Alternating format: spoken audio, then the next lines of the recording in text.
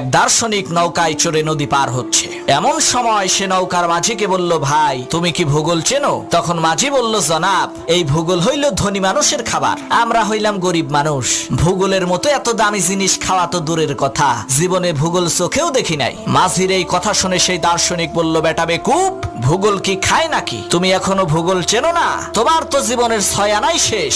কিছুক্ষণ পর সেই দার্শনিক আবার সেই মাঝিকে জিজ্ঞেস করলো, তুমি কি ইতিহাস জানো? তখন মাঝি বলল, স্যার, ইতিহাস না খাইলেও পাতিহাস জীবনে বহুবার খাইছি। তখন দার্শনিক বলল, বেটা বেকুব, এখনো পর্যন্ত তুমি ইতিহাস জানো না? তাহলে তো তোমার জীবনের 12 আনাই শেষ। এমন সময় সেই নদীর মধ্যে তুফান শুরু হয়ে গেল। মাঝি তখন দার্শনিককে বলল, স্যার, আপনি কি সাঁতার জানেন? দার্শনিক বলল, না, তা তো জানি না। তখন মাঝি বলল, স্যার, আমার জীবনের 12 আনা শেষ হইলেও 4 আনা তো বাকি আছে, আর আপনার জীবনের তো 16 আনাই শেষ।